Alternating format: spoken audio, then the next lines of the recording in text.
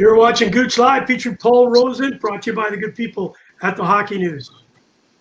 And the great people at Paramount Sports Management. Can't forget Jeff Armroll and the gang. You got it. I was just over there, and that's why I was just a touch late. We apologize for that. We're just waiting for James Murphy. Murphy's Hockey Law is going to come on for 20 minutes and talk to us about some pretty interesting stuff. And, of course, I've got Wayne and Mason Primeau coming up to talk about, obviously, the brothers both have sons. And I know we're going to do this again. We're going to get all four of them together. We'll do a roundtable. We now have just been informed you can go up to 10 people on this program. So what a great event we'll have. Let's say we do it in a couple of weeks, Paul. You, me, against the four Primeau brothers, or the two Primeau brothers and the two sons.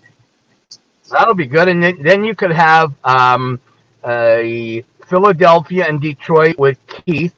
You could have Vegas with Mason. You could have Montreal with Caden, and then 9 different teams with Wayne. Toronto, Boston, and hey, listen. Buffalo, San Jose. He played with a lot of teams. Played for Toronto and Boston. Yeah. Buffalo. Did he play Boston? He played Buffalo. Boston, Buffalo. I think he lost the Stanley Cup, didn't he? Wasn't that the whole story? That was Buffalo, Dallas. Yeah. You got it. Hey, listen, just a quick question before we're just waiting for James to join us, and we'll start talking about some of this stuff. But what are your thoughts on, obviously, Mason going to the Las Vegas Knights? He makes it, of course. We know that Caden's going to be in the NHL.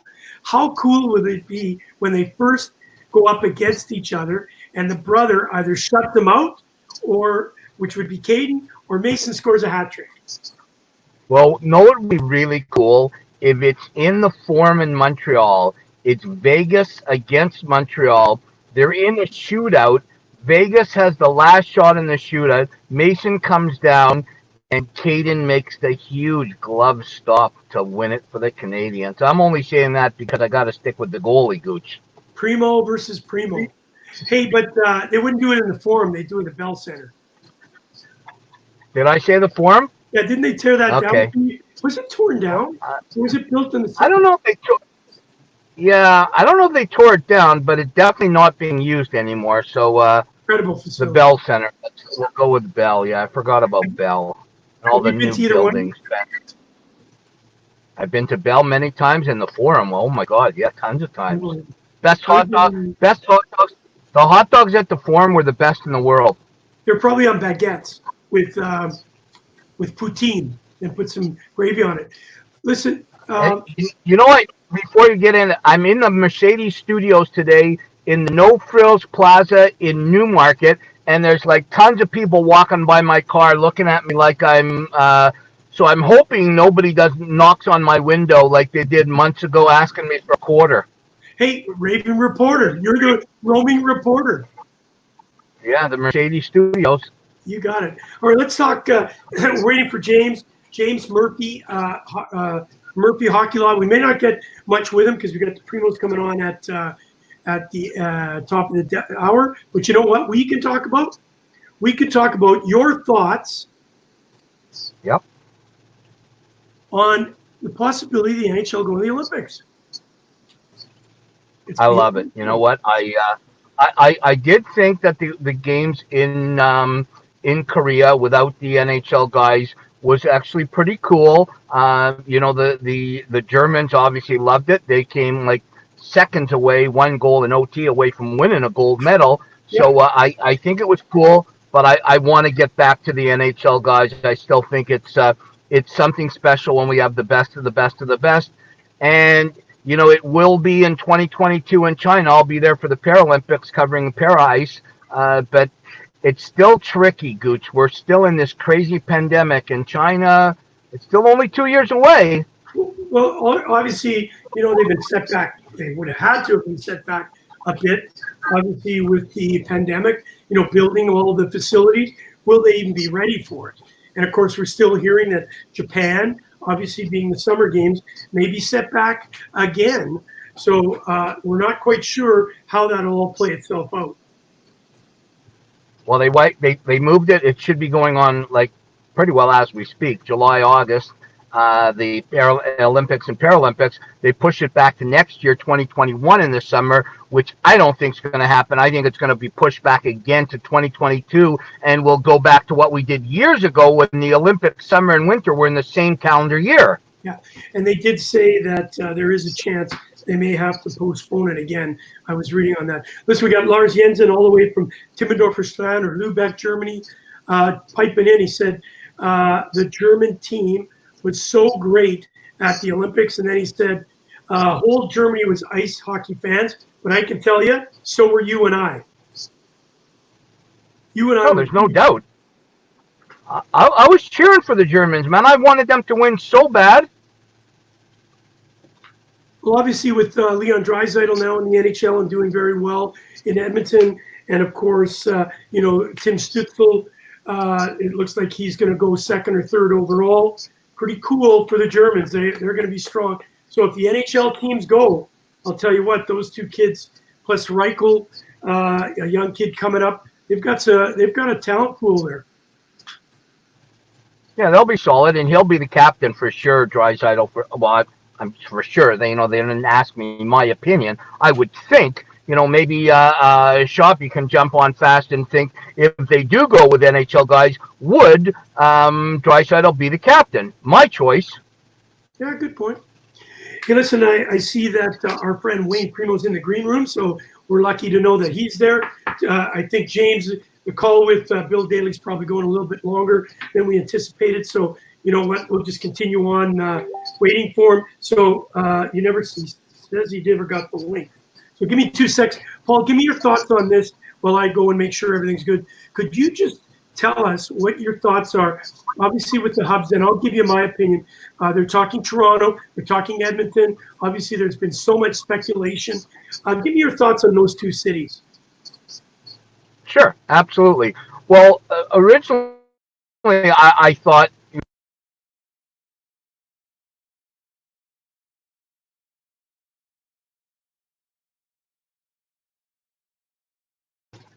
where am I? There I am. I'm back.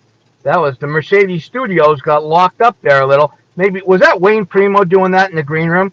Anyways, I thought Vegas would be the perfect site, having so much there and so many hotels and so much to offer. But obviously they're not going to do that. Going to Toronto and Edmonton, I think there's going to be a lot of people in the U.S. that are going to be upset having both hub cities in Canada. I thought maybe one in Canada would be good, but having both there, I do like the idea I hear right now, having the Western teams come east and play in Toronto if it happens, and the Eastern teams go west and play in Edmonton. So Toronto couldn't have a bonus or have it in their favor to play at the Scotiabank place, or the Edmonton Oilers would open up against Chicago in a 3 out of 5, and they would play at the Rogers Center. So I think having that, if it does happen in Edmonton, Toronto, Gouche, I think switching it and having the Western teams come east and the Eastern teams go west, I think that'll be at least take away the advantage of knowing your rink and knowing the boards. Despite the fact there'll be no fans there, you still know your rink. You've got that comfort zone of your own dressing room. So I do like that if that's true, and hopefully James comes on so we can talk about what he talked about with Daly. I don't know, and obviously we didn't have him on yesterday because of Canada Day, but I do miss Murphy's Law. It's one of our favorite shows. Absolutely. So he's coming up right now. We have 30 minutes. But you know what?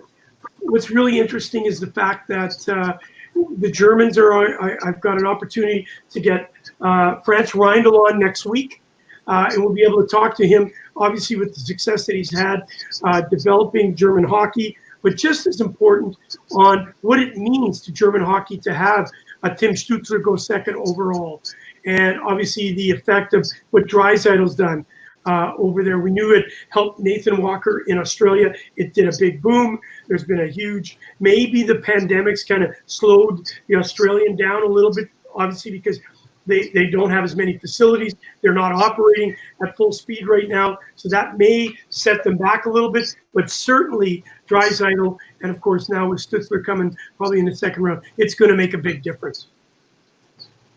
It's going to make a huge difference. Absolutely. You're getting kids there that they see it firsthand, that, you know what, if I work hard, I have the infrastructure, I could make the NHL. And that's the ultimate. Grassroots hockey is where is how countries get to that level. Yeah, without an infrastructure, you're in trouble. Is so important for the German. Yes, absolutely. Germany obviously has had its struggles of building infrastructure. It's now got the infrastructure. It's got a great president with Franz Reindl. He played a very high-level player. I got to play only against him in some celebrity games. But I'll tell you what, classy guy, knows his stuff, and the Germans are in really good hands. Really sorry here. We're still waiting for Murphy's hockey law. I know that he has just said that he's coming on. We'll have maybe 10 minutes with him to talk a little bit. Maybe we can stretch the Primeaus out a little bit.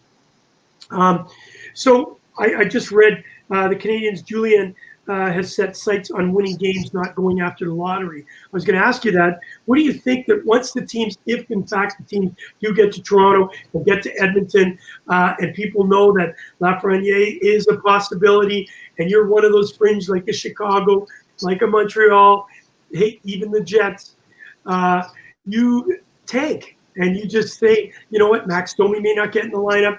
Maybe Carey Price, because he has made it very clear he wants to know more before he makes his ultimate decision, as did Freddie Anderson for the Leafs. You know, maybe they do make a decision that they don't send their full rosters, not solely based on getting first overall, but it certainly could be in the back of their minds. Well, you know what? You said it. A lot of people are thinking it, Gouche, and you said it, and I agree with you. One of those 8 teams that will lose in that first 3 out of 5 will have an incredible opportunity to get Lafreniere, who is a potential franchise player. So it could be the Blackhawks, you know, who are turning into getting rid of a lot of the guys, but still have Keith and still have Tays and still have Kane, you know, picking up a Lafreniere, going to Montreal. If they look at, you know, they're playing Pittsburgh in the first round, could they knock Pittsburgh off? It's going to be pretty difficult. They lose maybe in 4 or 5 and then pick up this kid. Wow. I see you James talk about Caden Primeau and Lafreniere in the future of the Canadiens. That'd be pretty sweet. Yeah. It sounds very interesting. I see that James Murphy is trying hard to get on in the green room. There's some technical issues. I apologize for that. If we don't get James Murphy Hockey Law on today, I will get him on tomorrow for sure. We've got we can't not have Murphy's Law. He's one of my favorites, as is Talking with Taylor. Oh, absolutely. You know what? My brother, who listens every day, he said our weekly episodes that we have, James and Scott and Taylor, those are the 2, Talking with Taylor and Murphy's Law. Those are his 2 favorites that he looks forward to every Wednesday and every Saturday. How about our show today, Playing with Primeaus? Oh, I like that. That's not bad. Won't be a consistent one, though. We know, it's not. We're not going to be able to get them all the time because they are, in that next level of superstar. I'll tell you what. I met. You know what? I'll never forget that one time that you sent me and Wayne to do an event at City Hall in Toronto, and we're on at 4:00, and it's like 3 minutes to 4, and where is Wayne? And you sent them to the either he said you sent him. I don't know if he went to the wrong place or you sent him. He never showed up. I ended up doing it, and he got there when we were done. But you know what? The people wanted to see Wayne Primeau, not Paul Rosen. Yeah, so we've got only a couple minutes before we bring on both of them. Obviously, I'm still trying to get a hold of James. Unfortunately, he must be having some tech. Hey, listen. Bill Daly or Gouche Live? Which one would you pick? Gouche Live. What are you, crazy? Yeah, okay. Let's talk about that. Hey, listen, we've had a great week. Obviously, having Canada. What'd you do for Canada Day yesterday? I spent the day with my girlfriend and just relaxed and watched the movie. Hey, you're a typical Boston Bruin. A Now, typical Boston Bruin. You're late. always, always. Hey, listen, Murph. You know what we're going to do? We're going to do a Hey, little Murph. one with you today. Can you be on tomorrow for a full show? What time? Well, usually it's at 4, but that could be Boston time. Let me get back to you in the morning because I might be going away for the weekend because it's the Where fourth down would here. you go? Seriously, with that hat? With that hat, you look I'm like going Mike up to Keenan. I'm going up to Hampton Beach, New Hampshire. You look like Mike Oh, Keenan. Yeah. All right, listen hear. quickly. Hey, Murph. Yeah. Murph. My brother was very disappointed. You're his favorite episode every week. He's looking for you on Wednesday, and he called me last night. Where was Murphy's Law on Wednesday? I said, no, don't worry. We'll get him on Thursday. It was Canada Day. It would be sacrilegious to have an American on. Hey, listen, Murph. Okay, if we can't get you tomorrow, you let us know. If We'll can't, figure it out. You got to go Monday. But you were just on the phone, and think about this for a second. You chose to get off the phone quickly with Bill Daly to be with Gouche Live featuring Paul Rosen. How cool is Of course. I love you guys. Of course I would. And I can tell you Hey, a lot of stuff is happening right now. Okay. It's We're going to get you to pretty give me insane. Cole's note. But you got to remember that in the green room is Wayne Primeau and his son Mason. So I'm going to ask you this question first. You were a big fan of Wayne Primeau as a Boston Bruin, weren't you? He was a great guy to deal with. I actually got to cover him. I was lucky enough to cover him as well. I mean, I covered his brother as well as an opponent, but just a good guy all around. And, it's no surprise to me that you guys are tight because you're both good men. And I love all the work that you've done for concussions. Hey, he still thinks I got a man crush on his brother. Oh, I've actually got a crush on Wayne doesn't know it. He's a better looking one. Okay, here, before we bring him up, you know what? I'm going to leave you, if you don't mind sticking around for a couple minutes when we interview you. let's talk for a little. Because I'm going to ask you this question. I'm going to ask you this question first. Who's better looking, Keith or Wayne? Well, who's got the most teeth? Wayne looks like Superman. I think Okay? they both have all their teeth. Who's Yeah, they tougher? both got their chiclets still. Well, I was going to say whoever has the least is the better looking because that's a real hockey player. So Hey, who's tougher? Wayne or Keith? that's a good question, eh? I don't know. Keith been pissed off They at ever go head to head? you. You haven't seen At it? one time. No. Awesome. One day I'll get, Okay, cool. just for you, Murph. One day I'll ask Wayne. We'll ask him when he comes on if he'll come on the show with his bro, and we'll show the fight. It's hilarious. Oh, Keith, let's do it. Keith let him. Wayne. Keith tells me that Wayne let him beat him. We'll ask him that too. Okay. Final question is: who is the better hockey player? Okay, move on. It depends. Well, it depends on each guy's role. I think Well, he didn't play in Wayne had a Boston. good role. Yeah, and Wayne had a good role here. I think, people are going to look at the trade, obviously, that he came here in and look at what the other side got. But, when he came here, I always remembered him as being a really good guy in the dressing room and really helping some of the young kids at the time. So, I think he had a great role in Boston. Right. You know what? We're not even going to talk about the Bill Daly because that's not really important. Why don't we talk to our buddy Wayno? There he is. Wayno, what's going on? It's not important. We hear him? Not important. Come on. Yeah, they're not They're the important. There you go. No, Bill Daly is not more important. Bill Daly is not more important than Mason Primeau. Who you kidding? Seriously. Got it. Okay, Mason, maybe. Not Wayne. Hey, Preems, How you doing, thank Wayne? What kind Good of to see you, man. questions are those that you're asking, though. Say that again? What kind of questions are those that you're asking? Well, this is not spitting Who's challenge. better? Wayne. Who's better looking? Who's tougher? Listen, Yeah, we've he's just got a trying lot he's of- trying to put me on the spot, man. Yeah, He's, you know, we've got a lot of women watching this program, and be honest here for a second, we're not the spitting chicklets. We're not going to talk about things that were crazy at the hotel. We just want to know stories about what went on in the dressing room. So we have to ask those questions. Yeah, right.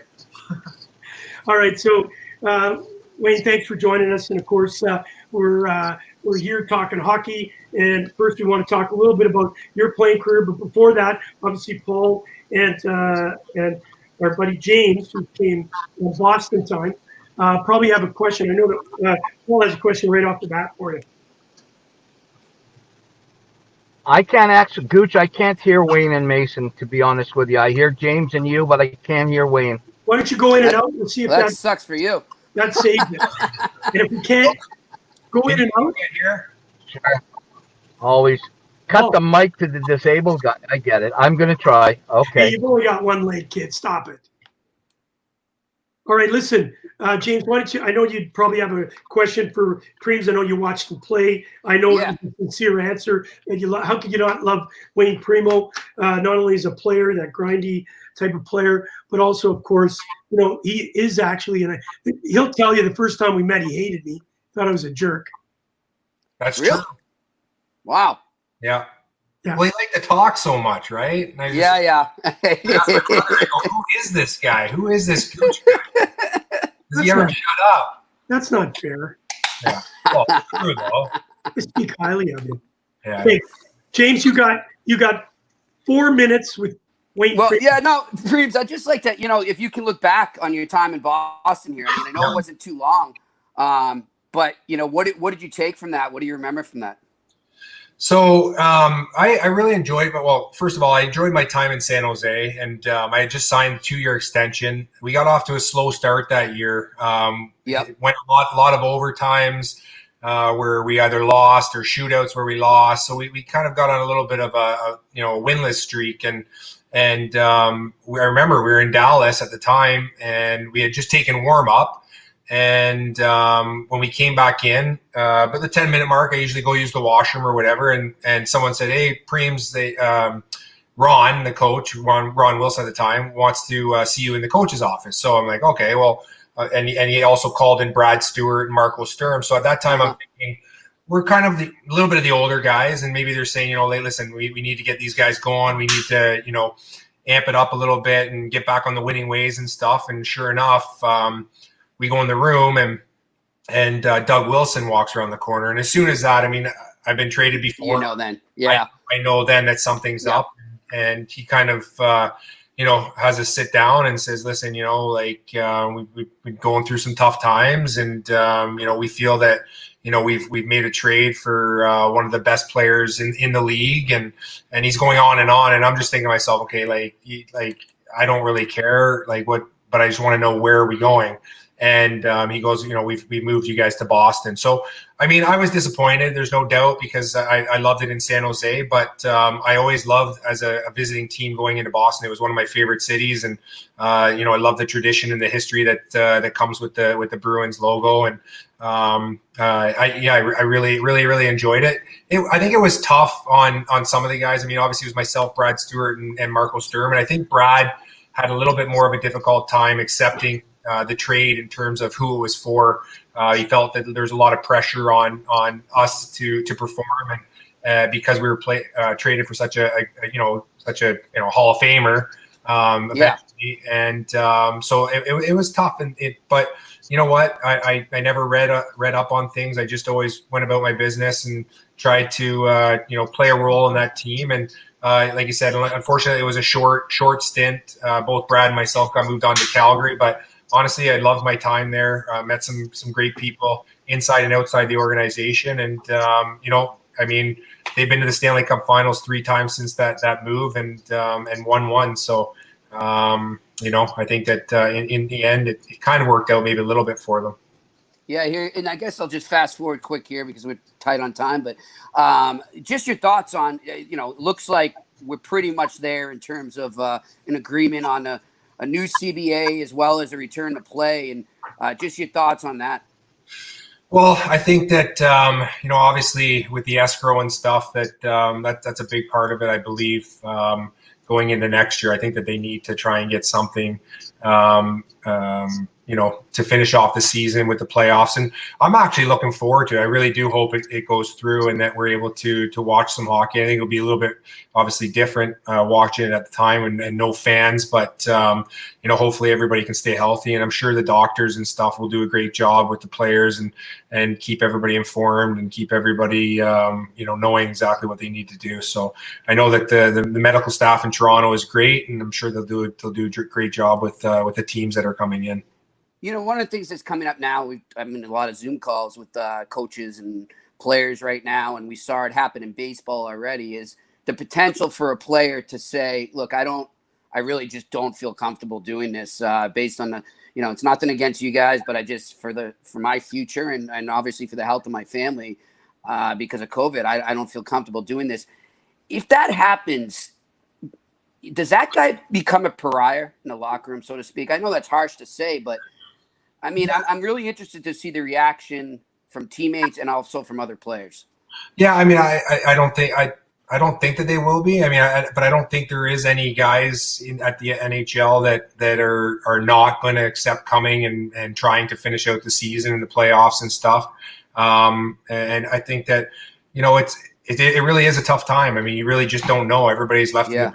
Really don't know where this virus is going to go, and you know, hopefully it's behind us sooner than later. And you know, it's understandable though. I mean, there's players with families, and you know, they're scared for their young ones or their, you know, the elderly, their parents and stuff. And you know, I get it. You got to understand where they're coming from, and everybody has their choice. And if that's what they do decide to do, then I guess you have to support them.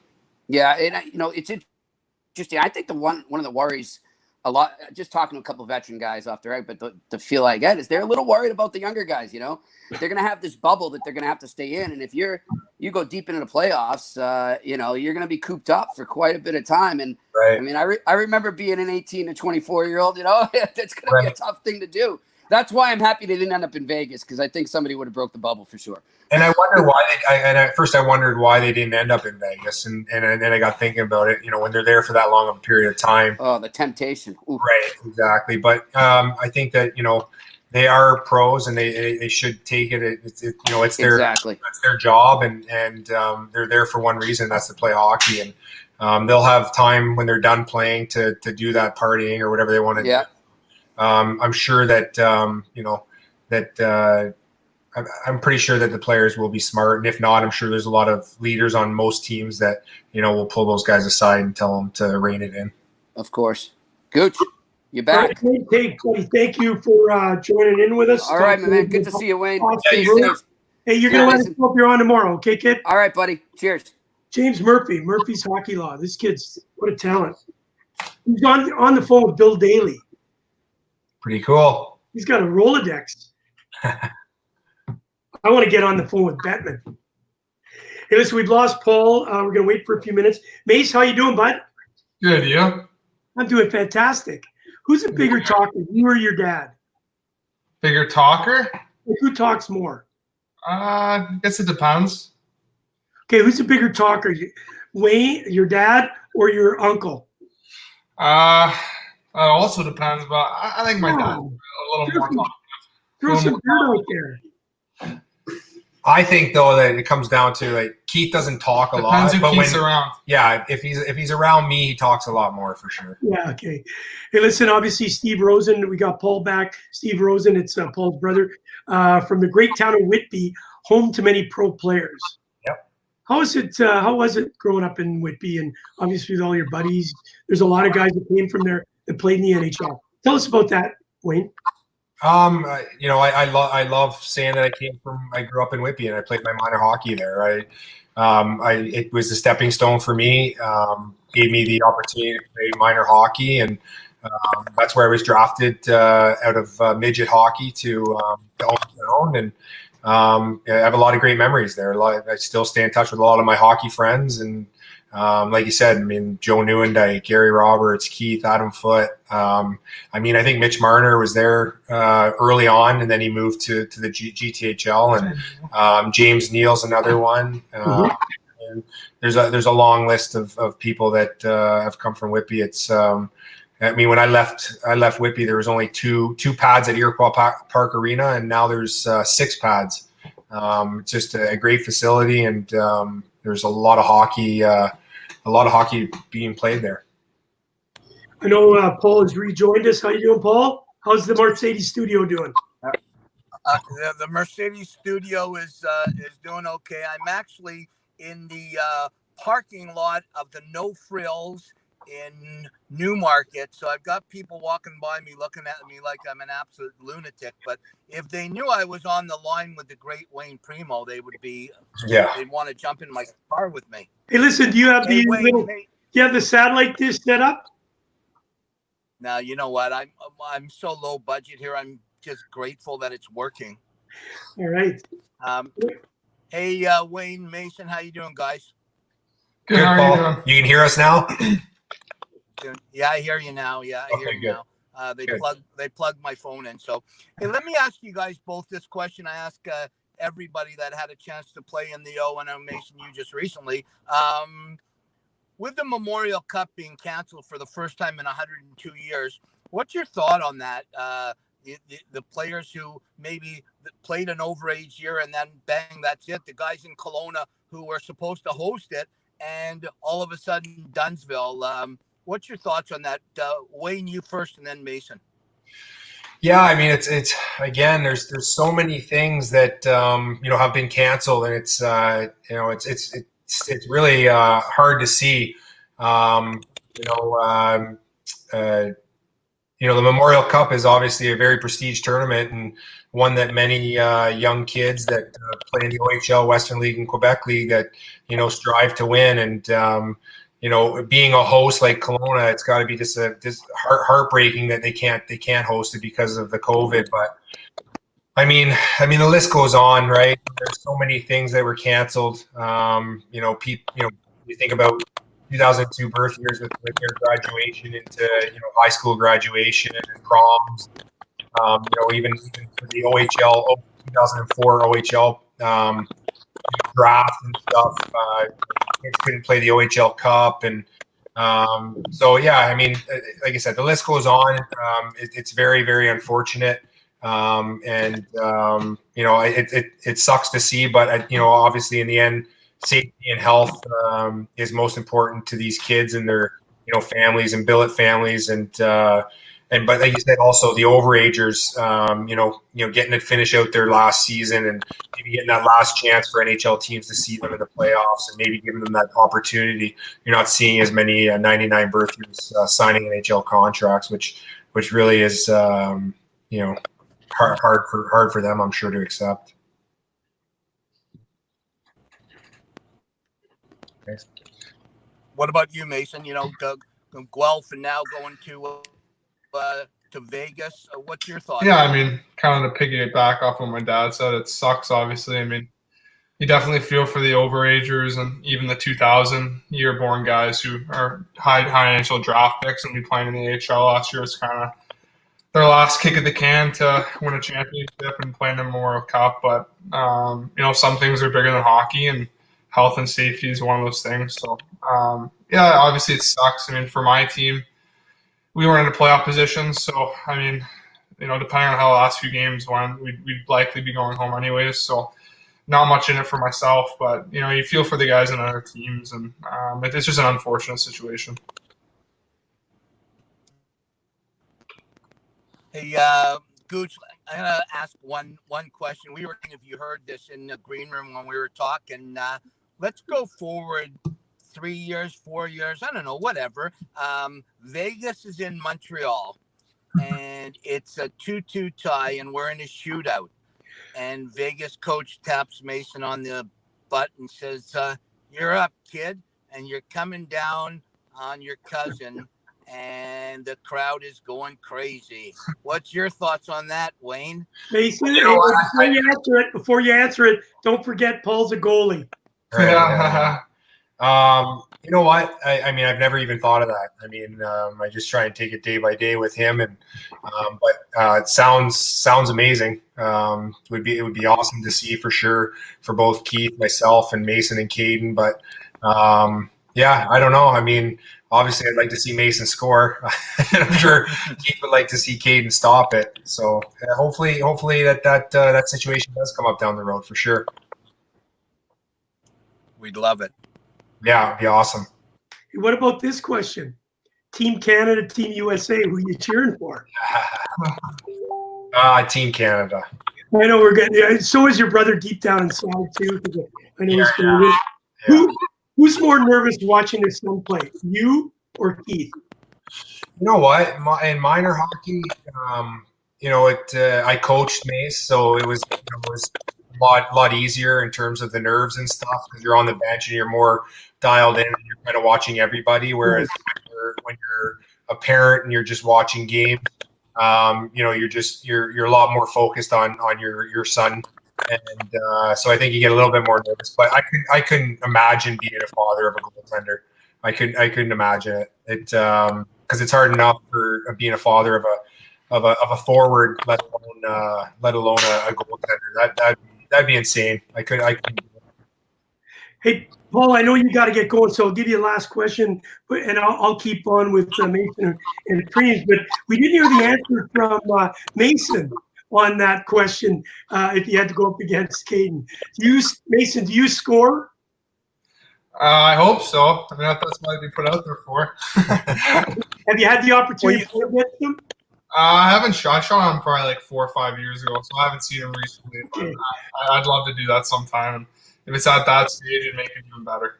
We look forward to that. Paul, I know you got to go. Last question. Yeah, Mason, I'm going to ask you this question. I asked Caden when we had Caden and Keith on. A lot of times we talk to kids and their fathers were in the NHL and had good careers. Your dad had a really good career, played a long time with a number of teams. Do you ever get that pressure where you feel you have to live up to the Primeau name? It's a big name, you've got your uncle and your dad. Do you ever feel that when you're playing? No, I mean it's kind of something you grow up with, so you get accustomed to it. And at the end of the day, you're just another player on the ice, and whether you have that last name or not, you still got to go out and do your thing and play your game. And my uncle and dad were obviously both very good players and played a long time in the NHL. And if I'm able to follow in their footsteps, then obviously I'd be extremely happy with that. And I mean, like I said, it's like I've grown up with it, and I'm kind of used to it. I mean, you hear comments every once in a while about people referring to that kind of stuff, but sometimes it's better not look into it and kind of worry about yourself and how you play. I'll tell you, follow up with that. I remember when I was playing in Buffalo, it was early in my career, and I remember playing against Eric Weinrich, who ended up playing with Keith eventually. And I don't know if I told this story, but he skated by me and he said, "You're not even close to the player your brother is." And I responded back to him. I go, "Neither are you." So listen, I mean. There's pressure, but I think the most pressure you put on is from yourself, and that goes a long way. So, it's a part of the game. There's lots of chirping. I don't know how much there is anymore, but back in the day there was lots of it. You should have given him a slug. Yeah.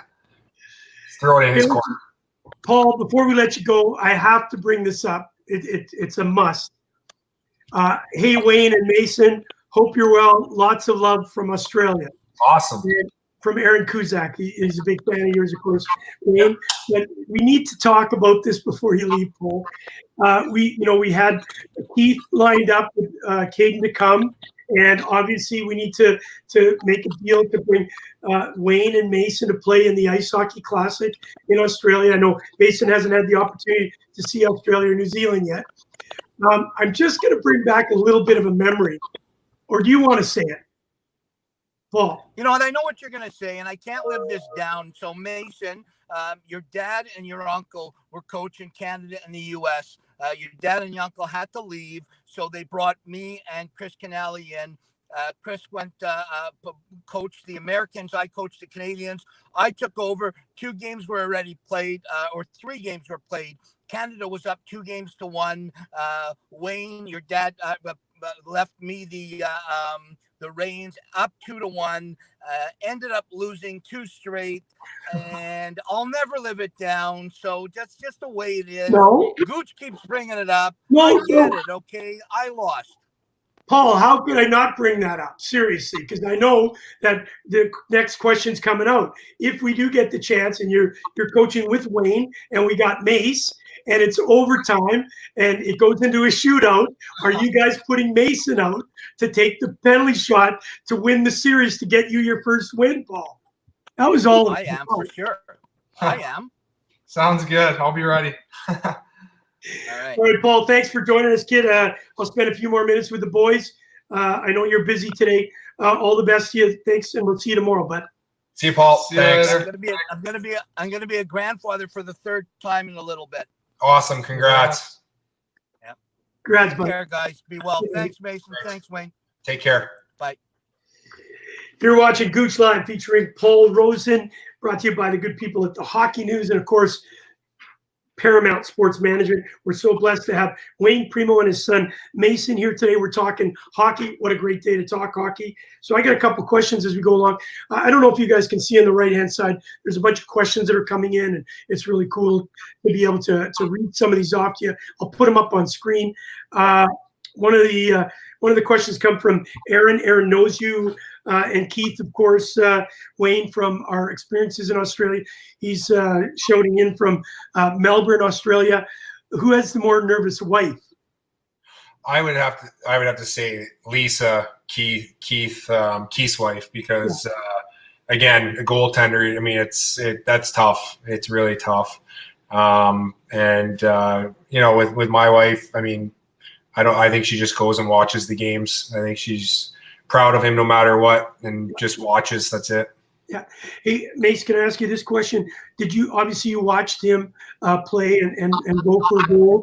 Were you rooting when Canada plays U.S.? Who are you rooting for when he's in net? Oh, well, I mean, I think family triumphs the nationality a little bit in that case.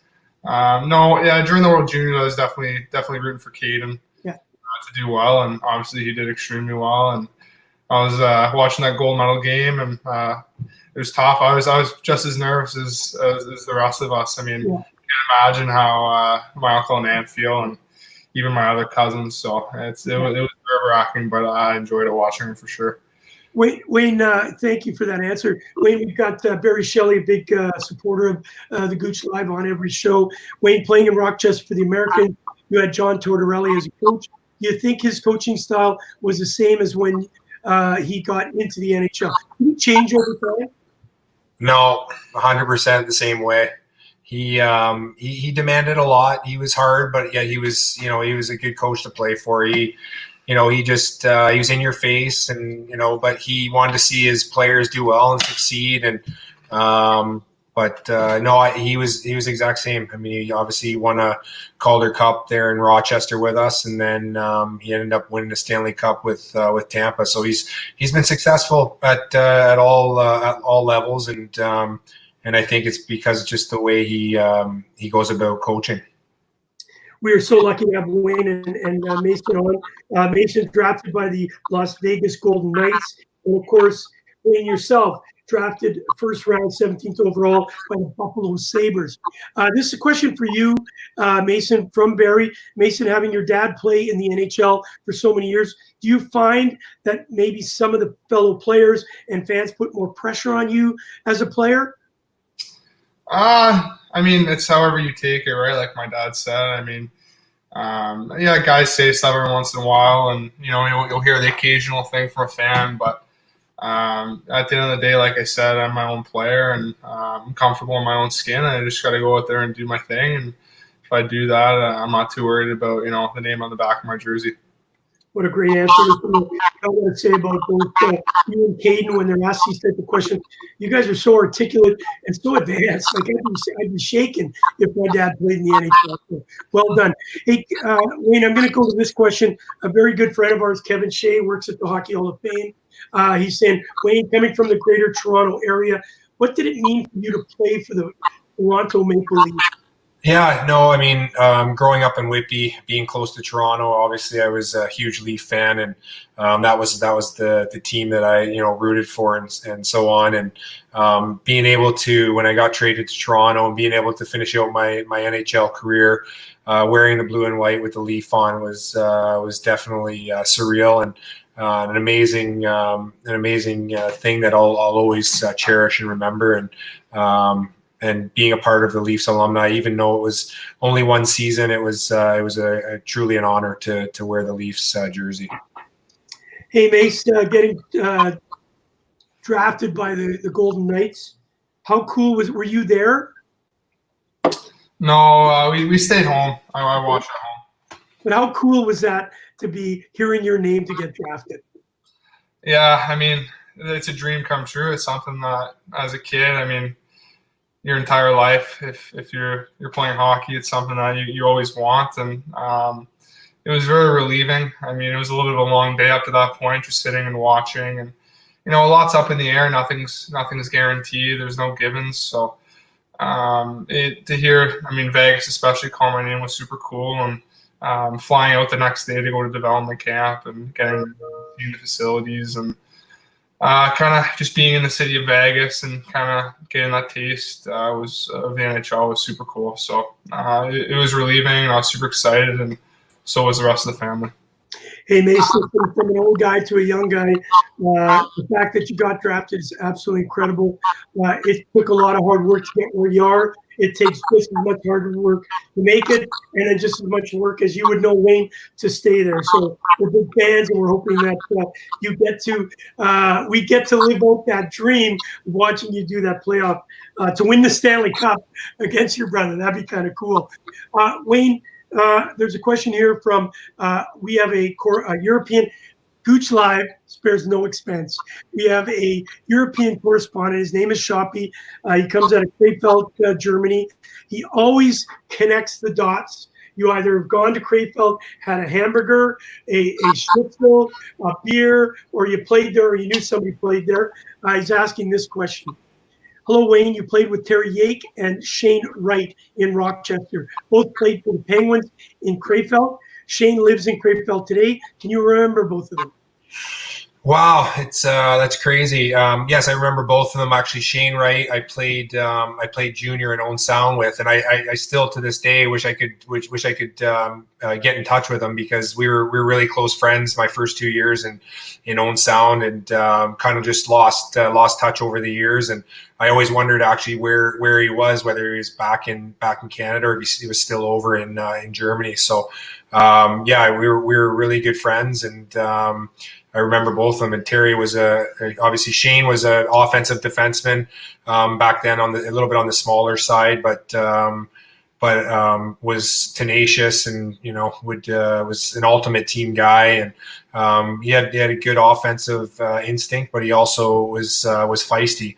Terry, on the other hand, he was a forward, and he had very very offensively gifted and good guy. Didn't know him quite as much, but I did play with him in Rochester, and very good player too. But that's funny that Shane Wright. I'd love to get in touch with him one day for sure. I will do that. Shoppy is a really good friend of ours. Does a lot over there for us. So I'll ask Shoppy to make sure we get his contact information.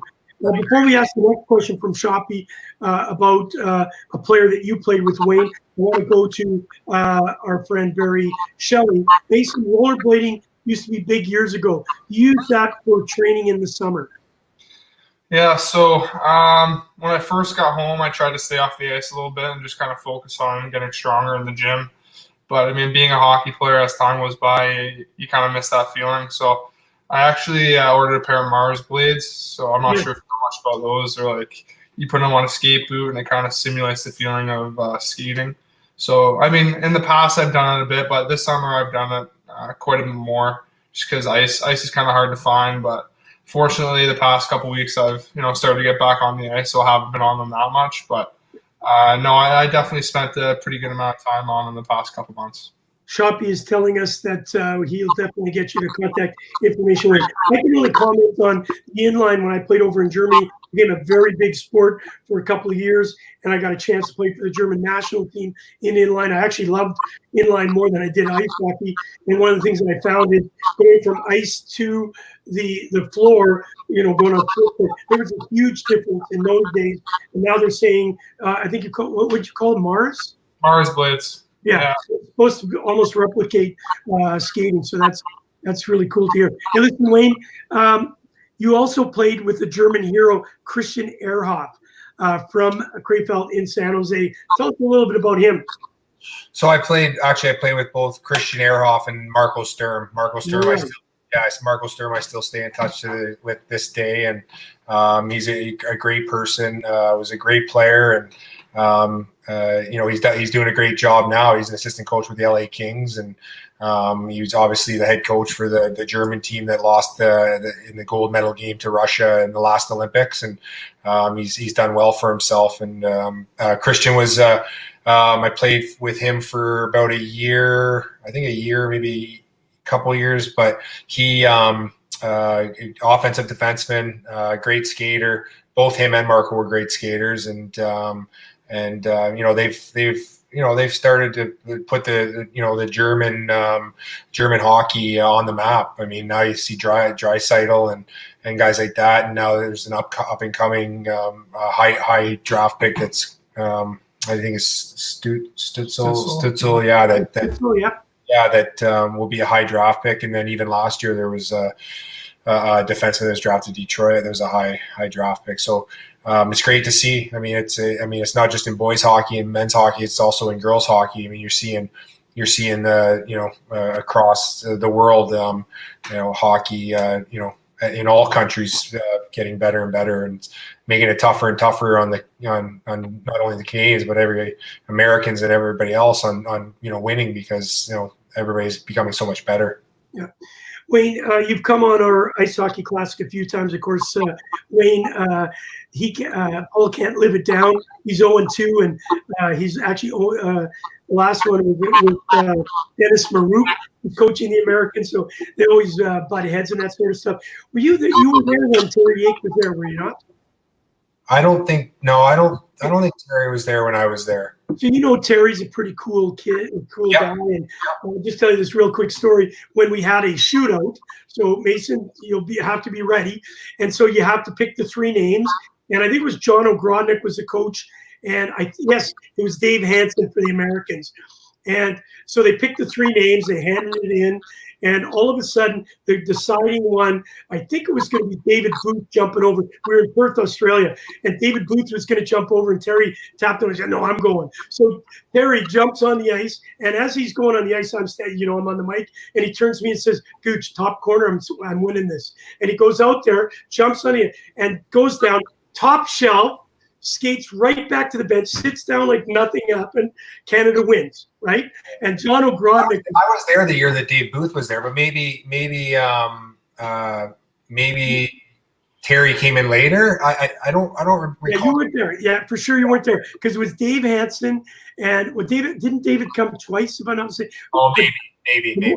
Yeah, the moral of the story was that John Ogrodnik had said, "You go out." Right, he picked his three players, but for some reason Terry decided that he would go without the coach's response. And then there was this big, huge fight. Again, these are just kind of exhibition games. Dave Hansen is yelling at John Ogrodnik, "That can't be. That wasn't the player." And the ref's coming over. Oh my God, it was a crazy thing. But he actually, just like Owen Nolan, he called the goal. So Mason learned that when you go, you're going to pick the corner that you're going to score in. Mason. We've got a few more minutes here before we let you guys go. I want to ask this question. You played for the Guelph Storm and North Bay Battalion. All right. What is it like being a player in the OHL? Give us kind of a daily routine on what you went through. Yeah, so I mean, being in high school and out of high school are two completely different things. When you're in high school, you're up in the morning and you're going to go to school, and then after that you're going to head over to the rink. Work out usually, and then you'll practice, and that's pretty much your day. When you're out of high school, you're up, get to the rink, usually work out. Depending on what day of the week is, maybe you'll go on for a half hour, do some skill work, kind of get off, and usually a group of us go out for lunch, or if we're tired, just go back to the house and rest a bit, and then come the afternoon, you're back at the rink, and then we have a team practice. And that's pretty much the routine throughout the week. And then, on weekends you have your game days. So, it's pretty busy, whether you're in high school or out, but it's fun for sure. Wayne, I know that there's a question coming up here about playing in warmer climate versus cooler climate, but I just wanted to thank you for Kevin Shea answering that question. Kevin's actually writing a book, and I'd love to put you guys in touch. He's writing a book on how it was to play hockey in Toronto. But this is a great question. Wayne, did you and the other players find it to play in warmer climates versus the winter climates? Was it tougher to get into the games when you're playing in Toronto in January or Winnipeg or wherever? You know you're in a hockey game. But if you're in San Jose, let's say Los Angeles, or even in Florida, it's a little bit difficult when you can come from the golf course or the beach. Did you find it difficult? You know what? So I obviously started in Buffalo, which was obviously full of snow and stuff, and it's obviously close to Toronto, so you're used to that. And then I got traded to Tampa. I was there briefly, and it was definitely weird. It was definitely weird going to the rink, and it was hot out, and every game, and it definitely had a different feel to it. But I found the second time around when I was in San Jose, it's probably not quite as hot as what it was in Tampa, but it was beautiful weather, all year round, and I totally enjoyed it. I loved it. It was like I said, it was a great place to play. They packed the rink every game, and the atmosphere was great, which obviously helps. And but for the most part, no, I think that as long as you get the fans in the stands and stuff, it helps with the energy and so on. Well, I played over in Germany in a town called Timmendorfer. It was right on the beach, almost not quite as warm, obviously, as LA, but we could golf every day. And that I did find it a distraction, right? Because you're going out playing 9 holes in the morning, racing to games. Obviously not in the NHL, but I did find it a little bit of a distraction. So thank you for answering that question. Obviously, both of you now, you being retired, Mason coming into the NHL. Obviously, he still has to make the squad, but we know that he's going through with the Primeau blood. You guys have a long tradition of playing in the NHL. Mason, how much of a role does I know it's a little bit of a different question, but how much of a role does your father play in your day-to-day getting prepared? Obviously, you can, take some of the guidance from, it's a little bit different if your dad didn't play in the NHL and you're asking for guidance, but because Wayne played and did 774 games and plus playoffs, that's got to be a bonus to you. Yeah, I look at it as an advantage. Not a lot of kids have that kind of mind to pick growing up, especially. To be around somebody who not only played, but played for a very long time and at the highest level.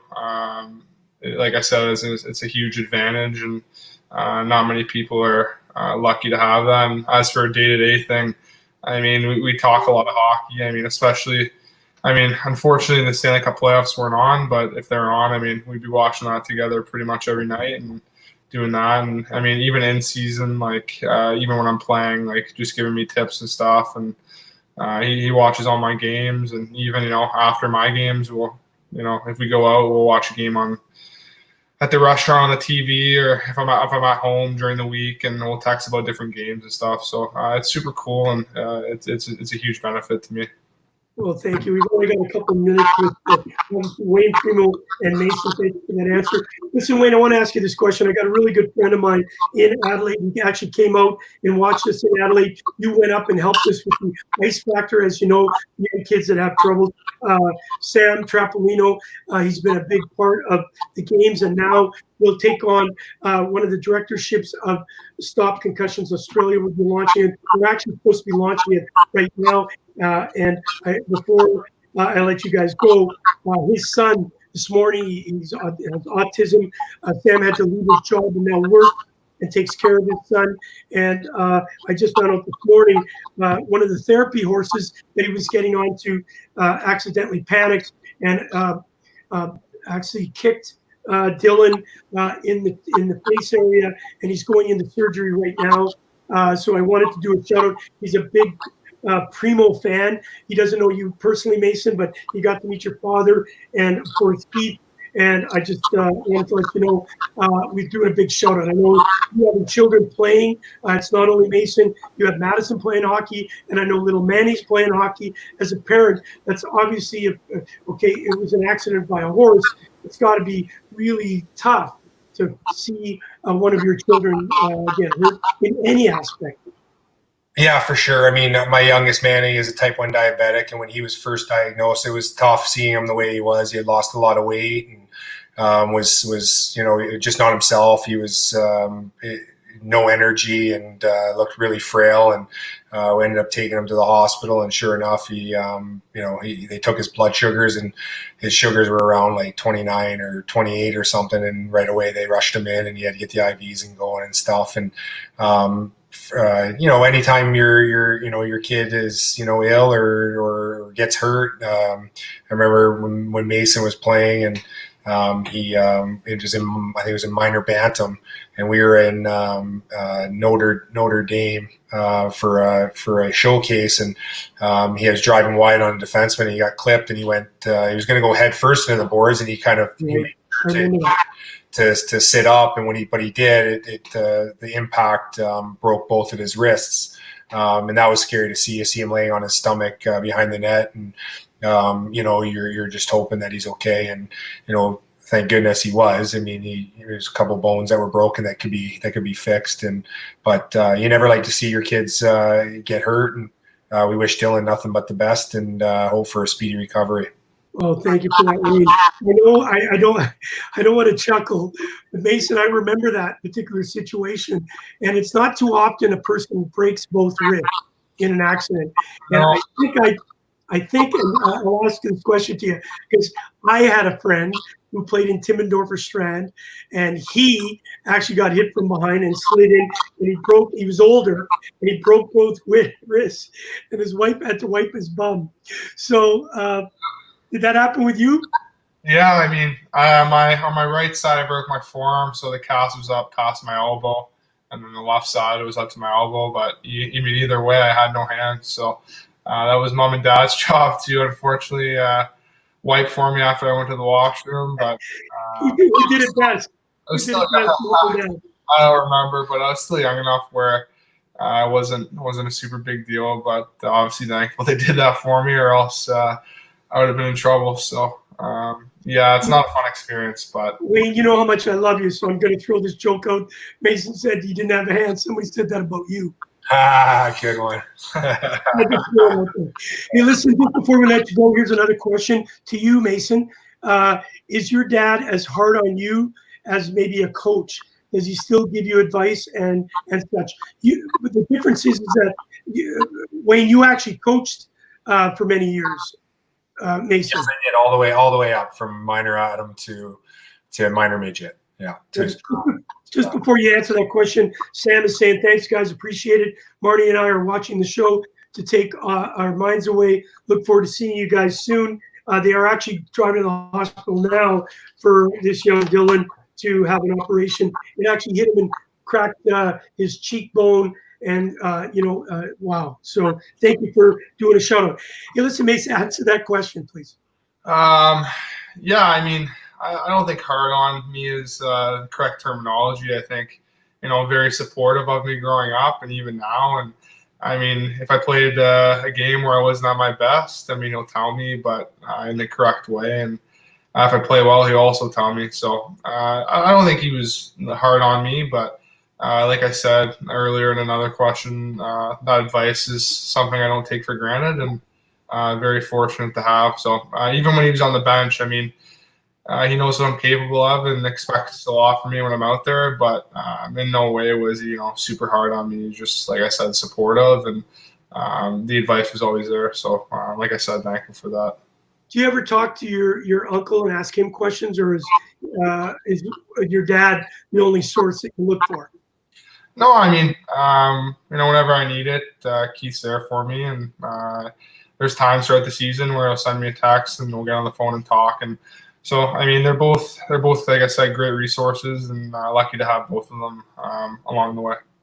Well, I'll tell you what, I can't wait to be the fly on the wall when that shootout comes together, because it'll be cool to hear who's playing well. Final question for you, Wayne, and then I'll ask you for your final thoughts. Wayne, did you know Mo while you were in San Jose? He was the son of Roy Summer. You're down, and Roy has always had him in the locker room. And the players all took on to like him as a member of the team. Do you recall that at all? Yes, for sure. Yeah. I mean, Roy is a great guy. He's been around San Jose forever, and he's a great person. And I don't know. Actually, I don't know if his son was around at that time. I think he was at that time just getting married. So his son wouldn't have been there. But Roy is a great guy, and he's been there forever and does a great job with as the trainer. Okay, final question for you, Wayne. Out of all the teams you played for, Buffalo Sabres, Tampa Bay Lightning, Pittsburgh Penguins, what a great hockey town, San Jose Sharks, obviously Boston Bruins. You played in Calgary, which is an incredible hockey town. And, of course, you're here in Toronto, maybe not quite as long. But I know it's tough to ask this question. If you could say that was my best season, which one would it be? So, I mean, it was definitely San Jose. The 1 year I was there, we lost in the conference finals to Calgary. But it was overall for me personally. It was statistically wise, it was my best year, and it was a great group of guys. We had an older but younger group. We had young guys like Sturm and Stewart and Marlowe and. But we had some veteran guys like Damphus and Ricci and Thornton, Scott Thornton, that is, and Nabi and Net, and so it was just a great group. It was a great group, and I actually thought that when we got to the conference finals against Calgary, that this could be our year. But I think we underestimated Calgary. They were great, and their fans were tremendous too. I mean, I thought the San Jose had an amazing crowd and loud and stuff, but that year in the playoffs, Calgary was the sea of red, and they definitely showed it. Final question to you, Mason. Obviously, you're on the start of hopefully a long and prosperous career in the National Hockey League. How cool is it to be drafted and have the opportunity to play in Las Vegas, of all the cities? Obviously with your dad and with Keith, they played in some of the great, obviously Philadelphia, Detroit, Toronto, Boston, and now you have an opportunity to play for the Las Vegas Golden Knights. That's really cool. Yeah, definitely super cool. I mean, like I said, I went there a couple of times last year, and I absolutely loved my experience. And it kind of, especially when you're at main camp and you get to play alongside everyday NHLers, it kind of gives you that taste of that life and makes you even want it a lot more. So the city's unbelievable. I was able to kind of see around there as well, and the fans are great. I watched an exhibition game, and you'd think it was a playoff game. It was so loud. Yeah, I mean, it's super cool, and hopefully one day I'm fortunate enough to be able to put on that jersey and play there. Mason, the only concern I've got you playing in Las Vegas is your dad getting thrown out of a casino like he did in Perth, Australia. I haven't heard that story. I just left it that for you to talk to him about that. And I had a picture of you, Wayne, you and I, Brent Burns was there. You were pointing at your watch. And the funny thing about the whole thing was that restaurant we ate in, and you guys went to the casino afterwards. And when I found out that you got thrown out of the casino, there's not a person in the world that I would even say Wayne would get thrown out. It wasn't just me. There was like 5 or 6 of us. I know, but it sounds better. Yeah. Hey, listen, Mason, our European correspondent says someday you'll play against Tim Stützle. So that's a great compliment. Hey, guys, thank you so much. As it comes from Kevin, great show, wonderful family. You can tell the boys have their heads screwed. There's no question, both you and Caden. And, of course, you've got other children. I've seen the way you and Leanne have brought your kids up. I'll tell you what, compliments to you guys.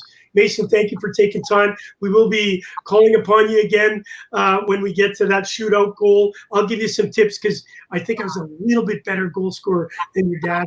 But, that was 7th division. And Thanks. Bueno, thank you, bud. We look forward to having you, Mason, and your father back in Australia when we play the Ice Hockey Classic in a few years. Sounds good. Okay, guys. Thanks you. See ya. Say hi to the family. Yeah. We'll do it. All right. Wow. I'll tell you what a great opportunity to talk to I wouldn't say a legend, but a guy that put his years in as one of the grinders of the league. Wayne Primeau, him and his brother, of course, playing both in the National Hockey League, and both of them having sons that will play in the National Hockey League. Obviously, Mason has not made it yet, but he's got a good shot at it. And of course, with that pedigree, there's no question we have a great opportunity to see them play. Hey, listen, I've got Kevin Boston in the green room. Kevin is a 20-year experienced sports marketing professional, including his role as Director of Marketing and Business Development for the Ontario Hockey League and Director of Marketing and Events for the Ontario Minor Hockey League. That's when I got to meet him. This is a class act, one of those incredible guys. It just makes hockey fun to be a part of. Let's welcome Kevin Boston. Kevin, what's going on? Hey, Gouche, how you doing? Thanks for having me. Oh, fantastic. Listen, it's a great day anytime that I can do what I do. I'm kind of not having much of a job this year. Obviously, being in the event business, you would know that yourself. You've run a lot of events in your years, and all of a sudden, the light switch is turned off, and you're no longer doing anything. I know you're doing more. Myself, I had to start up a show called Gouche Live featuring Paul Rosen, just so that we wake up in the morning and have somewhat of a purpose. It's been incredible. Nobody ever expected to see sports just flick off like a light switch, and lots of people's business models are completely changed. And how we're going to recover out of this, nobody knows. It's going to be an adventure, that's for sure. I know you were in the green room. We had the opportunity to hear probably some of the interview that I did with Wayne and his son Mason. I had Keith and Caden on maybe a week ago. That's an incredible story when you think about it. And the kid is so down to earth. When I had Caden and Keith on, Caden was like so articulate, so much like his dad, so polished, whereas in the old days, if it was me getting interviewed, I'd be just a typical 19-year-old, saying some silly things. These kids are so polished. They are. And you know what? I just think of back when I was doing Hometown Hockey Magazine, and I always told people, Keith Primeau was one of the most classy guys I've ever dealt with in my life. I'll never forget the experience of interviewing him for Hometown Hockey, and then I also had a chance to meet Wayne Primeau through the magazine many years ago, and I believe I still have the signed copy of with Keith and Wayne's signature on the cover of one of the editions downstairs. But just two guys who are just incredible, and it's nice to see the next generation of Primeaus is going to continue, right? And I know Mason was part of the North Bay Battalion, I believe, and Guelph Storm, and again, North Bay Battalion when I was with the OHL.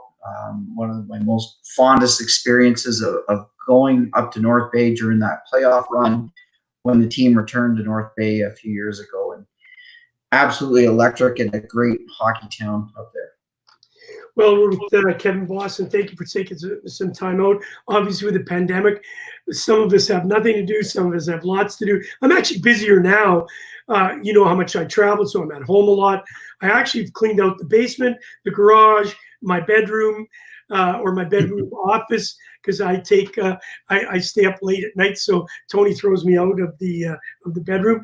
What really, obviously being in the sports marketing, when you were with the Ontario Hockey League and Ontario Mining, you did a lot of things. You did activations with the Dodge Caravan Kids, McDonald's Stop program, as you mentioned, Hometown Hockey, and then you started up your own sports marketing group called the Building Block Group.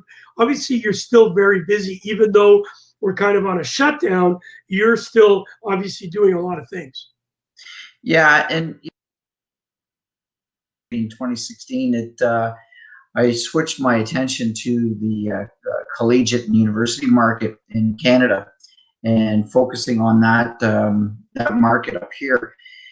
And I've had some pretty good success, working with the national governing body, U Sports, and Guelph Griffins, and I've done some work with Laurier Golden Hawks and Algoma University, etc.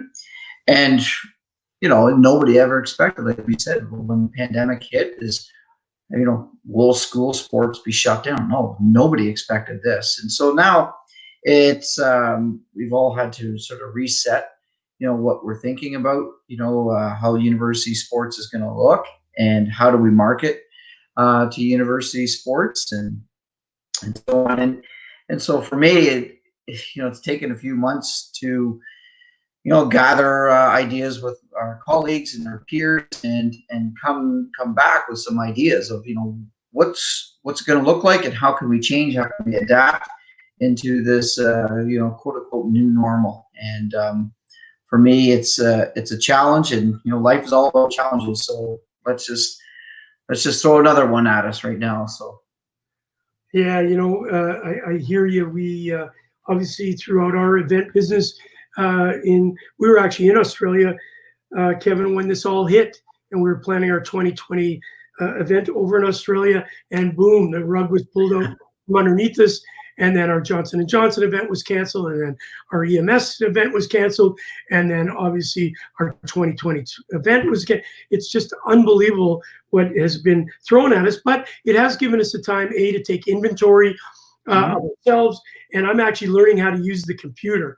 And so this Facebook Live thing that we're doing right at this particular moment is giving us a voice and giving us at least an opportunity to continue on talking the greatest sport on the planet. You worked with U Sports. What is U Sports? Is that the university program? Yeah, so it's former Canadian Inter-University Sport, and so they rebranded, a few years ago to U Sports, and that's the national governing body for all university sports in Canada. So I do programs with them. I run their annual trade show in conjunction with their annual meeting. I run some other sponsorship programs for them, such as with Nike, Gilbert Rugby. We've done some other deals with Veriburn Medical Supply and a few other ones out there that tap into that university market. So you also mentioned here on Guelph Griffins, Laurier Golden Hawks, Canadian Junior Hockey League. Are you still heavily involved, obviously, in the hockey platforms, Baron Custom Championship Rings, McDonald Restaurants of Guelph, Red Bull Canada? We're going to talk a little bit about your BioSteel in a second, but you're also involved with a very special trophy that I actually got the privilege of winning in Thunder Bay back in 1988, and that actually springboarded me to go and play in Germany, the Allen Cup. Talk to me about the Allen Cup for a few minutes. Yeah, so a few years ago, I was lucky to Brent Lads, who was involved with the Allen Cup at the time. Brent asked me to come on and help them improve their marketing communications. So essentially, I took over their website and was writing articles on an ongoing basis, player profiles, features, etc., about the league. And honestly, I've always been a fan of the Allen Cup. And my wife Cheryl, who used to work in hockey as well, she would always say to me that the Allen Cup is one of the best kept secrets out there. And for anybody who goes to an Allen Cup game, it is incredible hockey with mostly former pro players, and the pace and the speed and the excitement and the level of competitiveness in the Allen Cup is just phenomenal. And so it was fun doing some work with the Allen Cup, and it was great hockey. It's, again, best kept secret out there. Are you still involved with it? No, I stepped back from this year, and it was getting a little too much, but I stepped back from that and focus on the university. As a professional, obviously in the sports marketing business, obviously we know that this pandemic is changing everything. There's talk of the NHL. We'll talk about that in a few seconds. How does that affect an organization that's trying to play in the Allen Cup? Because it's not easy, right? Because you don't have a lot of games. You're obviously looking at sponsorship. You're obviously looking at players being participating in it. Now with all of these unquestionable things that are going on, is there going to be an Allen Cup? Oh, that's a great question. They do face challenges because there's not many fans that come to those games, especially here in Ontario. And when you rely on gate, and I don't know how you can find any other revenue, because they don't have broadcast, they don't have internet streaming or etc. for other people to even watch the games. And then traveling to and from the games, with all the new restrictions and guidelines that are going to be coming into place, I guess it's going to be cost prohibitive for a business owner to say, is it viable for me to run this franchise now based under these current guidelines? Yeah, so let me ask you this question then. When you talk about the Allen Cup, you're then talking with minor pro leagues, East Coast League, the East Coast Hockey League, the AHL, American Hockey League, and some of the other ones like the Federal and Central or whatever they're called. But now talk about the OHL, because you've been close and you're close to obviously the university teams and that sort of stuff. What does it mean in this day and age for those organizations that will have no fan base, no sponsorship? How could they continue if tomorrow they said, hey, listen, we're ready to go? Yeah, again, especially the OHL, they're one of the a gate-driven league, right? And they heavily rely on those ticket sales. And the budgets that some of these teams carry are huge, right? And just stick budgets alone for teams is huge. And so, how do teams generate revenue to again, be a viable business, essentially what they are? And how do we look at that? How do we look at new ways of driving revenue and being creative? And with all the restrictions that come into place, could it be the best move just to shut it down for longer, right? It's sort of like the university sports in Canada West Conference and and OUA and out in Atlantic Canada. They shut down all their fall sports coming up because of various reasons, but most of all, it's health and safety, but economic impact as well with it. Okay, so you had mentioned earlier about the BioSteel previously before we got talking. Talk to us about that, because that's a pretty exciting program you have coming up. Yeah, thanks. It's BioSteel it's a great product. We all know how amazing it is, and what through this pandemic, again, we've got to find creative ways to drive revenue and sell product. So we partnered with BioSteel to launch a university program, focused on university athletes, and it was based on our research showing that we know that athletes are buying product, protein, supplement, powders, etc. We know that they're training all the time, year round, despite if sports is on or off. And we came up with a program with BioSteel that allows athletes and teams to still, feed their body with the right products. And we have a control system in place where we monitor what athletes are consuming.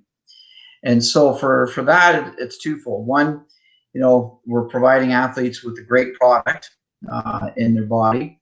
And then also too, for strength and conditioning coaches, it's an opportunity to monitor what athletes are consuming so that they can be at their peak performance when the time comes to return to play. And on the sponsorship side of it, there's an element that's in there where each athletic department does receive some funding through BioSteel to help support this program as well. So it's a model based on every sponsorship program I've ever developed. It's a win-win philosophy where everybody's got to receive some sort of benefit of it. And the BioSteel model is what I call sort of like distance learning in education, but it's distance sponsorship now, where you don't have to be on campus or at the rink. You can be anywhere at any time and still be engaged in this sponsorship program. So here, you sent me a picture. Sorry, I don't know why it's not coming up in the front here. Give me 1 second. Yeah, no problem. It's the first time this happened, so I'm not sure what's going on with the picture. It's my ugly face. It won't allow me. There's that technical stuff that I'm trying to learn how to use. But behind here is a picture of you. It looks like you're in a booth. How do you get people? I apologize for that. I have no idea. I've never seen it do this. I've never even. You know what's crazy? I've never even seen that black backdrop. Who knows? Usually Every day's a learning experience, right? usually I have a producer here. Val is helping me out do all this sort of stuff. So I'm learning quickly. At 61, you can teach an old dog tricks. Tell us about that. I know that. How do you, in your new firm, how long have you had the Building Blocks Group? A couple of years now, right? Yeah, 2016. And it was actually just as I was leaving the OHL, I actually had one particular client of mine really convinced me. She said, have you ever thought about going on your own and doing your own sport marketing business? And I said, not a chance. Never thought about it. But she said, you know what, you should. You've been in the business a long time. You know a ton of people. And you got a great reputation. And bottom line is whatever you promise, you deliver on. And so I jumped in. And 4 years later, I've been still at it here. Listen, I've worked with you a couple times, and you are a class act, and love, hanging with you. I know we had a couple of good golf tournaments and that. Hopefully, we can get back I always say, once we get out of jail and collect our $200 for Path to Go, we'll be able to go out and have some more fun. And listen, you also are a professor in the sports business and management program at Humber and Georgina College. Talk to us about that. Taking what you've learned over these numbers of years. Obviously, we won't touch on what's going on in the OHL right now, but what you did for them as a marketer, you were phenomenal at it. You've taken that information and all of that knowledge, and now you're passing that on to future students. Number one, that's a compliment to you, but number two, how gratifying that must be. Honestly, Gooch, I absolutely love it. In particular, the Humber program is where I graduated from my post-grad program back in '97. And for me, when I share my experiences with the students, I can honestly tell them that I was sitting in their shoes, 20 years ago, wanting to get into the sports field and sitting in this room. And, so I know what it takes. I know where they are and what their thought process is at that time, right? So for me, I love that. I love sharing in my experiences and knowledge and inside, stories, etc. And it's fun. And fortunately, I've got to meet a lot of great students that have come out of the program. And I've also been able to help some students get jobs in the industry now. And again, that's really gratifying because I know how hard it is to get in this industry and to stick with it. And if I can help somebody, get a leg up and get a little inside track on a job and a career, then that's great. That's the best reward out there.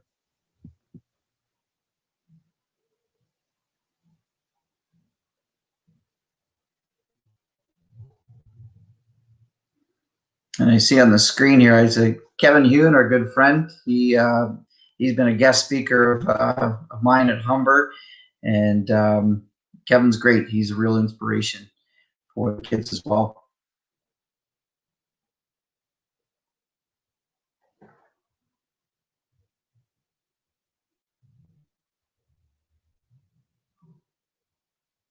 I think we've lost a Gooch here. You found me. There we are. Yeah. It's only when the producer's not on. He's got a busy day. Obviously, it's 33, probably at a pool somewhere or on a patio. Question comes from Barry Shelley, big fan of our show. He used to follow the McGill University hockey team growing up. Do they still have a team? Yeah, I believe they do. Yeah.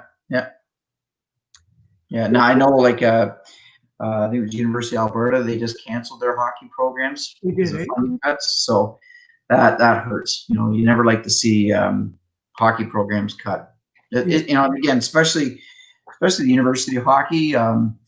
Just like the Allen Cup, it is phenomenal hockey.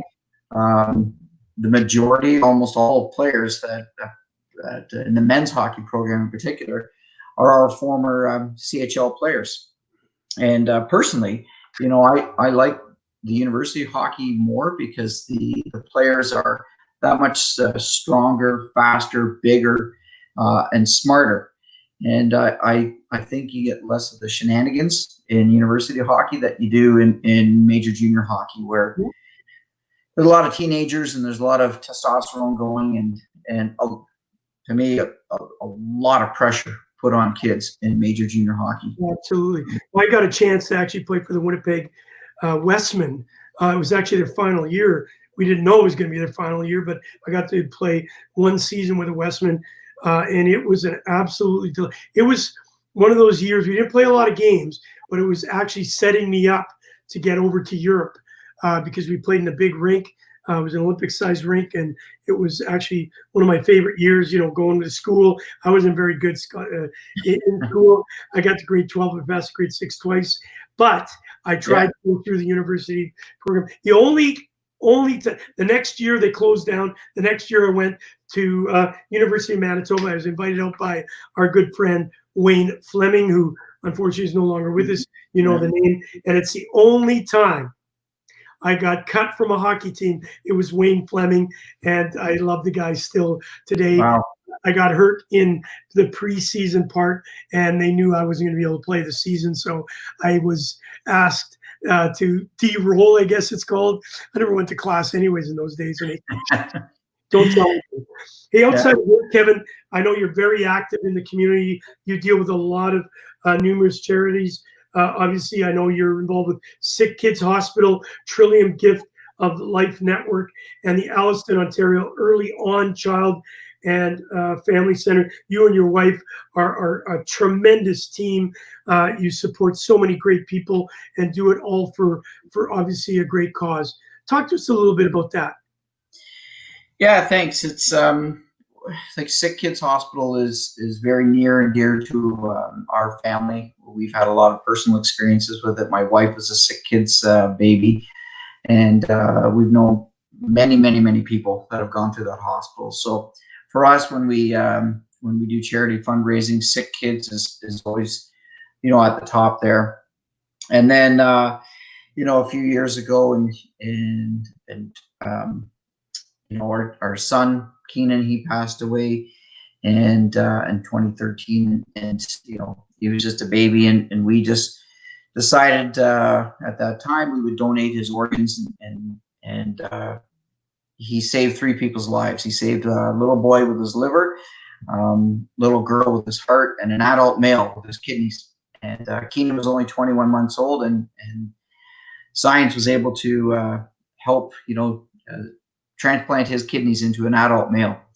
So we're big proponents of organ and tissue donation, and then we're also big supporters of the Alliston Early On Center up here close to our home, and it's essentially a drop-in center for families, particularly young mothers with children, and it's a great resource for young families in the area. So we've bought new playground equipment, revamped a reading area for children.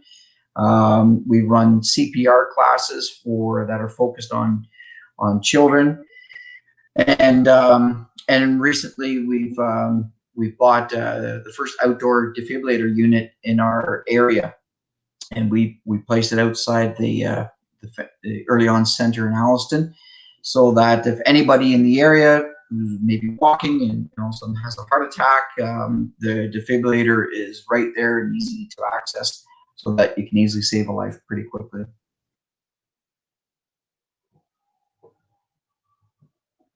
And here we are. You got to press all these buttons. I can't figure out which one works.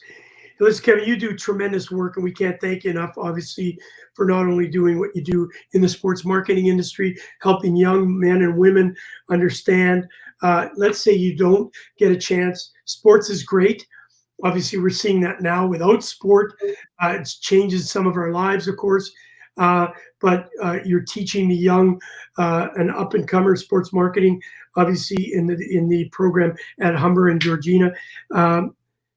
But it's also your wife, you and Cheryl, you do so much for people that sometimes goes unrecognized. I just want to make sure you know from us here at Gouche Live, working with the Hockey News, we want to make sure you know that it's truly appreciated. And obviously what you did with your child is my goodness. I couldn't even think of having to do that. But what you've done with it is truly amazing. It's almost, you can't say the words. I was just saying to our friends Wayne and Mason, I don't know if you were on when I mentioned it, one of our good friends, Sam Trampolino, in Adelaide, Australia, his young boy, I became very close with Sam. He helps us with the Stop Concussion platform back in Australia. He was planning a bunch of events for us this year. Obviously, they've all been canceled due to COVID. His young son has autism. He went to his regular therapy today with a horse. I don't know all the details, but unfortunately the horse ended up accidentally kicking him in the side of the face, raced to the hospital. He's now being operated on. We don't know the severity of it, but you as a parent can obviously understand what he's going through. So a shout out to Sam, and we're wishing him the best. And of course, I know Kevin, you would do the same. Yeah, and Gooch, you know, like again, you know, you're part of the hockey family, and you know, I know you're heavily involved in a lot of causes, and you know, you're one of the people that, you know, we always looked up to about your support and always giving back, and they're always to help out whenever we can. And I think that's our one of our duties in sport is we've always got to give back and share with others, and so that together we can be stronger. Well, thank you. Very kind. Listen, just before I let you go, I have one question. Obviously, with the National Hockey, with the pandemic and all the things that are going on, we know that it's going to be tough for organizations like the OHL and the East Coast League, as I mentioned earlier, to play without fan support. The NHL has an opportunity, of course, because, you know, there's funding and owners that have deep pockets to do it. You don't have to answer the question because you're in the sports marketing industry, and it may be, but do you think right now that it's the right thing to be doing to try and get the league up and running, obviously in July or August, with all of this confusion and all of the pandemic issues that we have? Is it a good thing that it maybe can be a distraction for people like ourselves? Listen, I'm kind of tired of watching the 87 Canada Cup. I know who's going to score and at what minute and who's on the ice at every moment. I love Hamilton and what went on there, but stop. I know it's 6-5, 6-5, 6-5. And I know that Lemieux is going to score. Your thoughts on that as a marketer, knowing the industry, knowing the sport? Is it smart to continue on, or should we just shut it down and get ready for October? It's tough. It's really tough. I think there's, with all the right precautions that are coming to that, you know what, you gotta get out there. You gotta, just like in hockey, you gotta keep your feet moving, right?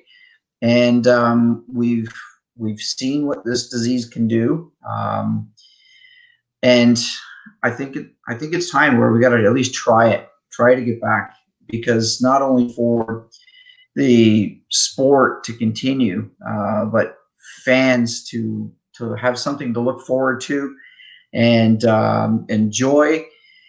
And from a business standpoint, you know, there's a lot of money that's being lost right now, and not only from, you know, the owner's perspective, but I always think of the supply chain, you know, supply and service chain in sport. Whether you're the guy supplying potato chips at the concession stand, to the parking attendant, to the restaurant people, everybody, you know, who's just been crushed by this scenario. Yeah.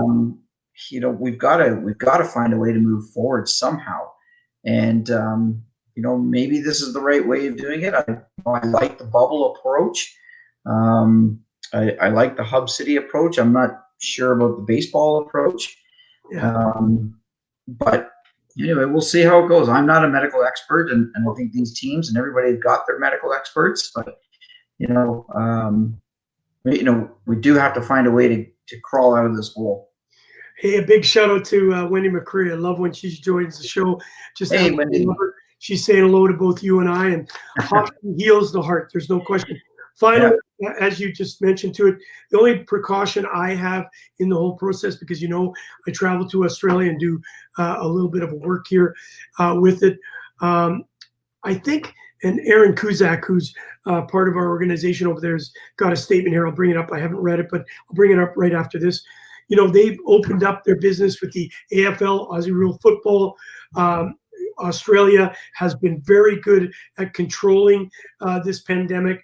Obviously, we see what's going down in the States, passing no judgment, not being political. We know it's a nightmare down there. Obviously, the NHL looking at Las Vegas and now shifting their focus to Edmonton and Toronto. Great for Toronto, great for Canadian hockey to have it if, in fact, it opens up. But the precaution would be this. Melbourne was in great shape. Melbourne has a bunch of AFL teams in their area.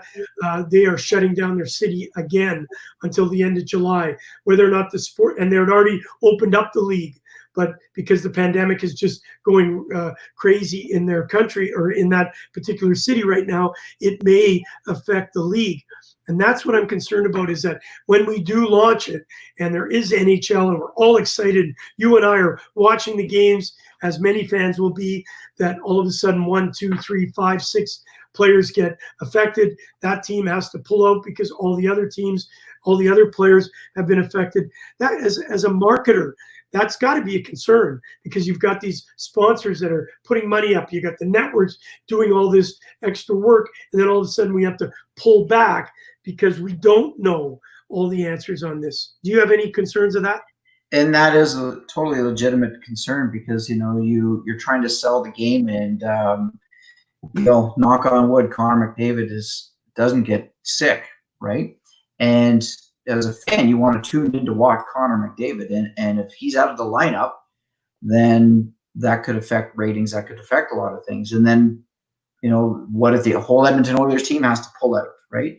It's a dramatic effect of everything. And then again, it hits that whole trickle down effect of from teams to the league to the suppliers to the service people. You know what, you do have to have that concern. So that's why you do have to listen to your medical experts and take the best advice that you can. But you still got to try to move sometime. You got to try to move forward a little bit, and inch by inch, we can, slowly get to a mile pretty quickly. All right, you're watching Gouche Live featuring Paul Rose, and Paul will be back with us tomorrow. I'm with Kevin Boston. Final little point, Aaron Kuzak out of Adelaide, Australia. In Australia, at the lower levels and kids sports, they're trying to get participation back for the community, but the health and safety is the biggest issue. Surely we have to have a season off. Burnout from the volunteers is a issue in Australia. Can I ask you, because I know you've been at all levels with obviously from youth to the juniors and being active now in some of the business partners that you have. Do you think that we could have just said, I know it's a financial situation, but because there is such an unknown and exactly what's going in Australia, maybe it would have been just good. Hey guys, let's just take it off. I know inch by inch, but maybe we should just, start this all up in October when we have a lot more answers. Yeah. That's what I believe too, is that obviously we couldn't have regular seasons, but modified schedules, modified games, modified versions of what our normal sport looks like could be an answer to this, right? And we all have to be ready to adapt to change. And the whole return to play guidelines that are coming down from Ontario Hockey Federation to all the other sport governing bodies that are out there, that they do implement those changes, and that's something that we've got to be accepting of, and in order for us to get back on the field. And heck, like I'm volunteer on my local minor hockey association board of directors here, and I'm watching this stuff closely too, because I want to see kids back on the ice. I want to play in my own recreational sports leagues. Sport is so big for thousands and thousands of people, from physical fitness wise to mental health wise, and just social and community, and we've got to find a way to somehow get sport back up and running.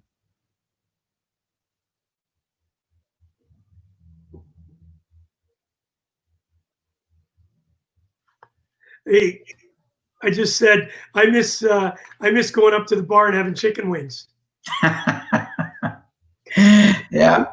Well, it's funny. I just saw a post from a good friend of ours about the old business of hockey tournament that usually occurred around this time of year. And man, do I miss those days of getting together with all the guys and having a fun day at the rink with everybody. And you know, that camaraderie that sport brings you through events like that, it's huge, and it creates friendships and bonds that last forever.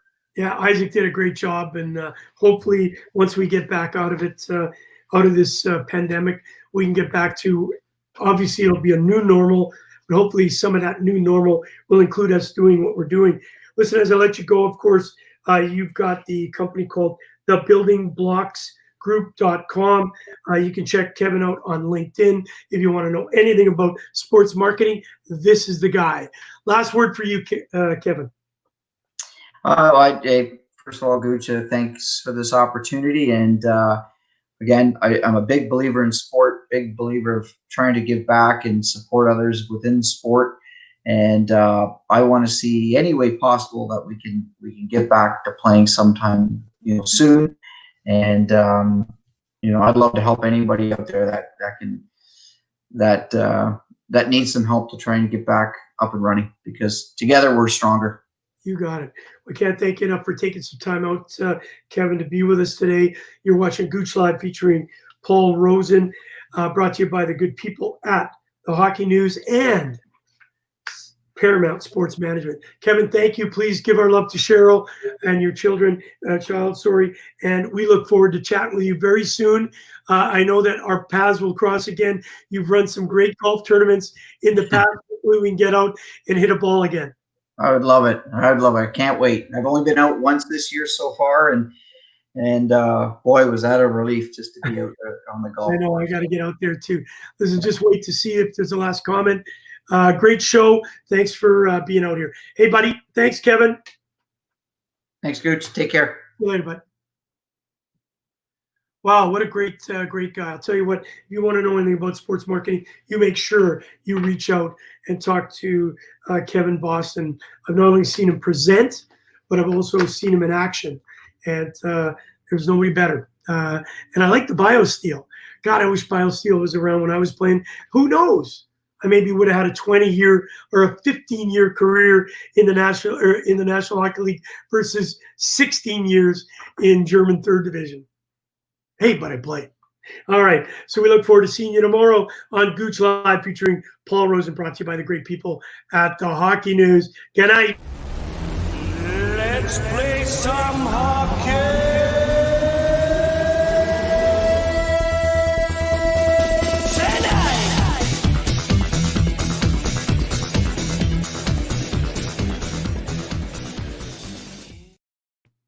Hey, just before I go, I just saw this little comment. Who's on tomorrow? It's a secret, but it could be Nolan Yompin. I'll tell you what, you want to listen to this guy, Aaron Kuzak from from Melbourne asking that question. We got a great show this weekend too. Aaron Kuzak will be coming back on Gouche Live, and the reason is we're going to be talking Aussie rule football. Wow, that'll be fantastic. And we should also be getting BioSteel as a sponsor for Gouche Live. Thank you for thinking about that. Aaron, look forward to talking to you. Hey, it's Gouche, all the way from Gouche Live here in Toronto. Good night. Have a great day in Australia. Have a great night in Germany. And of course, have a great dinner in Toronto.